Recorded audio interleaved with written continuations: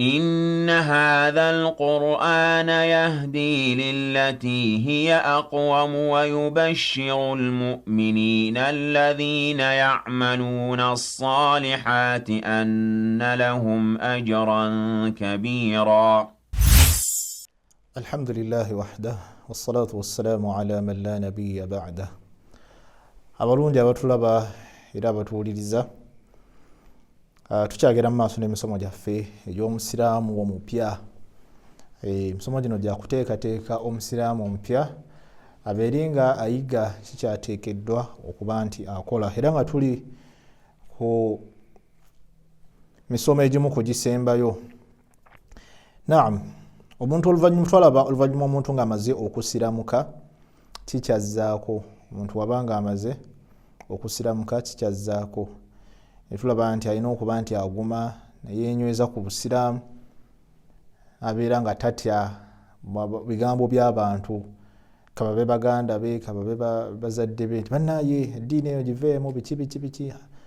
Bangi bafuna okusomezebwa okwo, naye tukugamba guma omanye nti ofunye ekisinga ne golodi, ofunye ekyobugagga ekirungi ekyamaanyi ekisinga ebyengera byonna ekyobusiraamu, kuba kikugasa ku nsi kuno ne ku bulamu oba oluvannyuma.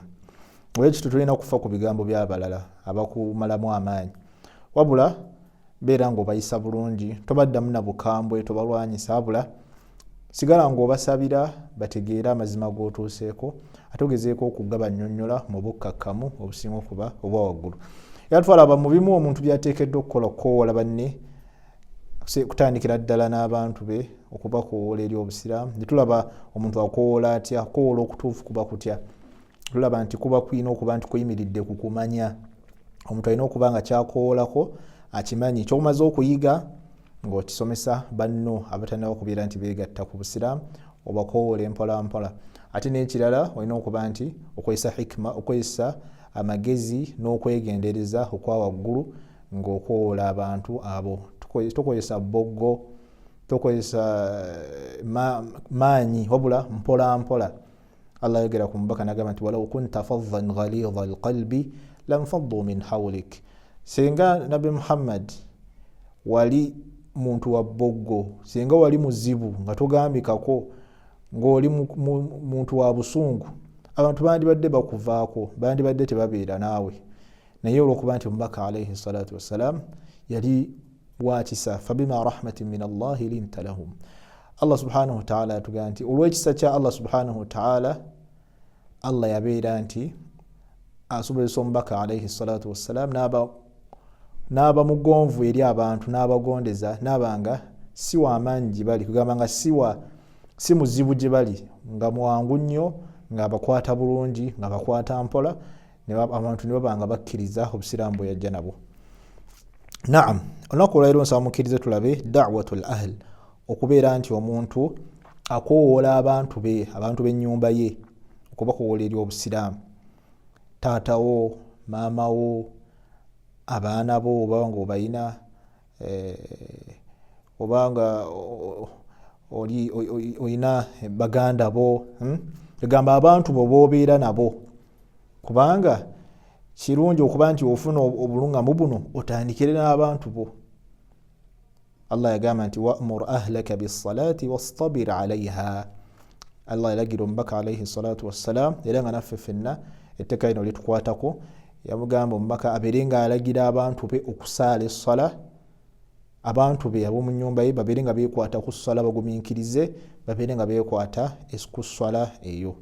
Olwekyo omuntu bw'abanga afunye obusiraamu, okubirizibwa tolekaayo taatawo nga tannasiramuka, toyika maamawo nga tannasiramuka. Sigamba nti mukake, wabula munnyonnyola ennungi ey'obukkakkamu, obeere nga omutegeeza amakulu g'obusiraamu, ky'omaze okuyiga beera ng'okimunnyonnyola mpola mpola.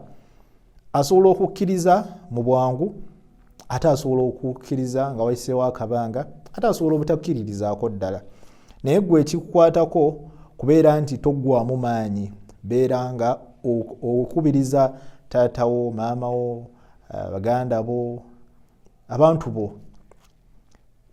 Menyenko batono, naye n'abantu babalala, maama wo muto, sengawo naki, babeere nga bakola ki bakkiriza obusiraamu buno naye mu mpola mpola ate nga togwa mu maanyi bwe batakkiriza tugamba nze nabakoola ne bagaana ne mbivaako nedda wabula sigala ngaokola ki nga bakoola ng'omubaka Muhammad sallallahu alaihi wasallam yakoola taata w'omuto eri obusiraamu naye n'abeera nga agaana okuba nti asiraamuka naye nabbi sallallahu alaihi wasallam teyaggwamu maanyi okutuusa mu kaseera akasembayo ng'ali ku ndiri ey'okufa mu kaseera ak'obulwadde nga agenda kufa abantu bonna balaba ekugamba nga asemberedde okufa omuntu agenda okufa gamba oluusi mulaba nti omuntu ono ayinza obutawona nga mulaba embeera yembi olaba n'ako akaseera omubaka yasigala ali naye ng'amukoola mu bulungi n'amugamba nti ayi am owange mutaata wange omuto qul la ilaha illa allah gamba nti la ilaha illa allah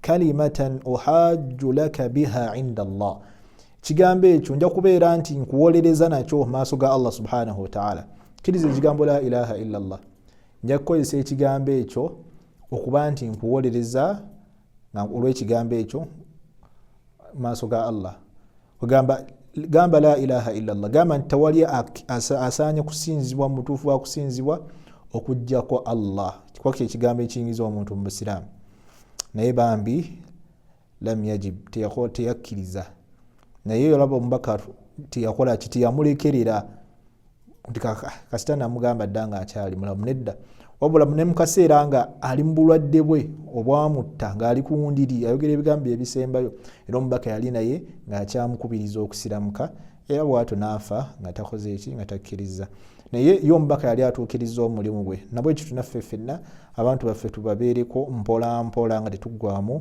maanyi kubanga ffe omulimu gwaffe gwa kutuusa ne Allah yaluŋŋamya Allah yagamba nabbi era nga naffe kigambo kino kitukwatako innaka la tahdi man ahbabta walakinna allaha yahdi man yasha wahuwa a'lamu bilmuhtadin mazima gwe Muhammad toluŋŋamya oyo gwoba oyagadde naye Allah aluŋŋamya oyo yenna gw'aba ayagadde era Allah yasinga okumanya abo abanaaluŋŋama nabwe kityo nsaba tubeere nga tukoma wano naye nga omusomo guno tulabye okubeera nti tukowoola abantu baffe eri obusiraamu هذا والله أعلى وأعلم وبارك الله فيكم والسلام عليكم ورحمة الله وبركاته